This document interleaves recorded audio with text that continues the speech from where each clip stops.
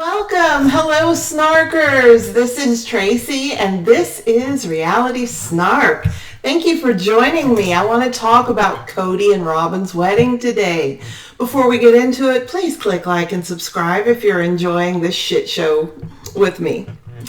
So the day before Cody and Robin's wedding day, they're having a boys' night out, to which the eldest son, Logan, is invited. Now, Logan's only 16, but it's okay because it's a boys' night out. It is not a bachelor party. There are no strippers and there are no booze. Got to make sure we stay, on the up and up and all. And the ladies have a bridal shower, which we don't see, but we get told about by Robin. She says they gave her a Cody kit.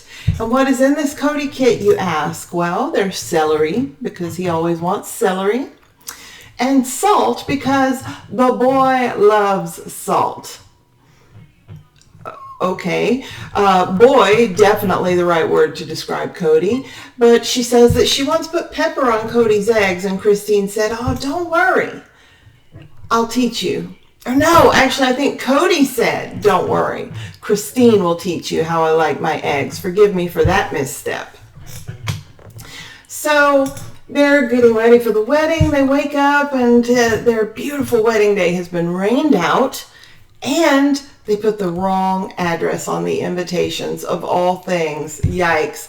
The rain on your wedding day is actually good luck, depending on where you're from. And it's good luck where I'm from, so. Although I didn't get rain on my wedding day, but it worked out all right anyway. We're 24 years in. It rained. They got the wrong date on the invitations, but it's okay because Cody says he feels like he's 12. He's a 12-year-old boy. I believe that. And I think he is stuck there because he acts like a 12-year-old on a regular basis. Cody sees Robin on their wedding day, which is bad luck, but hey, if they're good with it, whatever. And then the women all go to a salon, all the women and all the girls, which fortunately, pretty sure TLC was paying for that. Otherwise, how could they afford for the dozen or 15 some odd women and girls to get their hair and makeup done? That would be a pretty penny. Luckily, on my wedding day, I had people who did mine for free, so that was kind of cool. We are treated to some very cringeworthy content as Mary helps Cody get ready for his wedding to another woman. She's fixing his tie. They're looking into each other's eyes and being all flirty. Meanwhile, Leon Mariah is just standing there eating in the closet. I don't know what that's about, but that's what's going on. And Mary giggles and says, "I wish it was my wedding night." And the way they're acting, it seems like they already had the wedding night that morning at Mary's house. Better hold on to that, Mare. Might be the last time for a while. And may I add that Robin picked the most hideous dresses I've ever seen for the other wives to wear. I mean, they're brown, they're next door to shapeless. Yikes. We're treated to some footage of Robin corralling her kids into the car and complaining that she's having to do it all herself. It's my wedding day. Why am I doing this all myself? Well, maybe if you learned how to utilize having a plural family by asking your sister wives to help you, you wouldn't be all alone.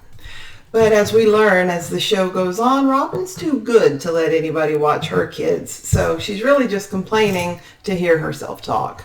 She likes doing that too. Everybody gets there somehow, and they are going to have pictures taken. So they're all posing in these hideous brown dresses, and they show this picture of the whole family.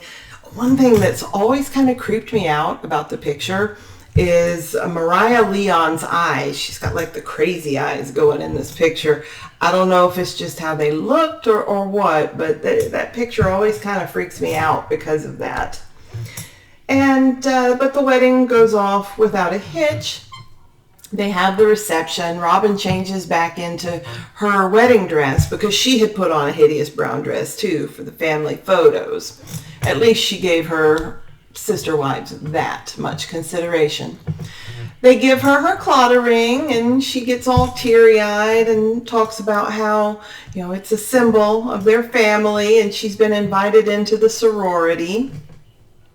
I do notice that Mary and Robin have the exact same hairdo. They've got like this curly updo going on, and Robin has this little blue, it looks like a bow, little blue charm in her hair. And I noticed later in the episode, Mary has the same charm. I don't know if it's I'm trying to be like the bride, or she's trying to be like the first wife, but Christine and Janelle have no such charm in their hair that I noticed, and they don't have that same updo, so they're not in on that part of the sorority, I guess. We're treated to some of Cody's dancing, if you want to call it that. And but hey, I can't hate on him too much for that. I mean, they're all dancing, and it looked like they all had a really good time. And seeing as how we didn't know the family that well back then, I thought, yeah, looks like it was a good wedding. Everyone's dancing, everyone's having a good time. The kids are smiling. They don't know they're about to lose their daddy, so why wouldn't they smile? They're having cake. Cake, speaking of, when they cut the wedding cake, Cody goes to shove it in Robin's mouth, which kind of surprised me since she's Queen Robin and he sort of treats her like the fine china. And I just want to let you know out there, anyone who's planning a wedding or on the eve of getting married watching this, do not shove wedding cake into the face of a woman who has spent hours getting ready and trying to look her best for her wedding. When I got married, my aunt, who wasn't even invited because we have no relationship, pulled me aside to tell me, now take that cake and smush it off in his face. And I looked at her and I said, I will not. That's my husband. And she said, well, he's going to do it to you. You might as well. Fortunately, I knew the man I was marrying very well, and he did no such thing. Any man who does that, or woman for that matter, is such an ass. Don't do that. And then we're back to the dancing and the fun and the frolic and the frivolity, during which it looks like Cody's about to pull Christine's arm out of the socket.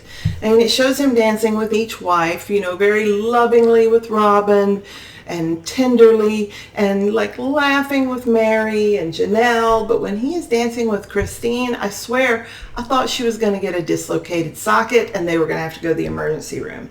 I'm really glad that didn't happen because I love Christine. Later in the night, all the wives are starting to get ready to go. And Cody walks each wife out to say goodnight and kiss them and have privacy in their goodbye.